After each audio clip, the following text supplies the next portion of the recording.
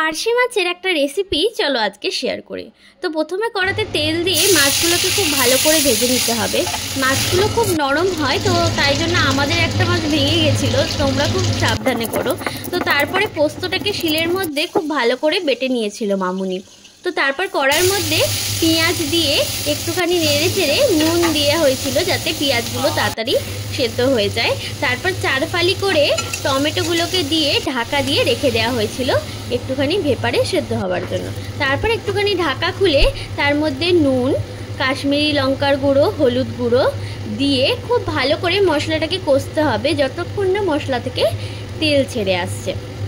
তো তারপরে খুব ভালো করে মশলাটাকে কষে তারপর মশলার মধ্যে একটুখানি জল দিয়ে ভালো করে কষা হয়ে গেলে তোমরা দেখতেই পাচ্ছ যে কালারটা কত সুন্দর এসেছে কাশ্মীরি লঙ্কার গুঁড়ো দেওয়ার জন্য।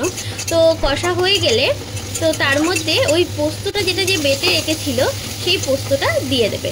সেই পোস্তটা দিয়ে আবার অল্প করে নেড়ে ছেড়ে নিয়ে, হ্যাঁ, পোস্তর যে জলটা সেটাও কিন্তু পরে দিয়ে দিয়েছিল ওর মধ্যে। তারপর পোস্তটা দেওয়ার পর ফুটে যাওয়ার পর তোমরা দেখতে পাচ্ছ এখানে 3টে মাছ হয়ে গেছে, একটা মাছ ভেঙে যাওয়ার কারণে। তো তারপর নামিয়ে নিতে হবে।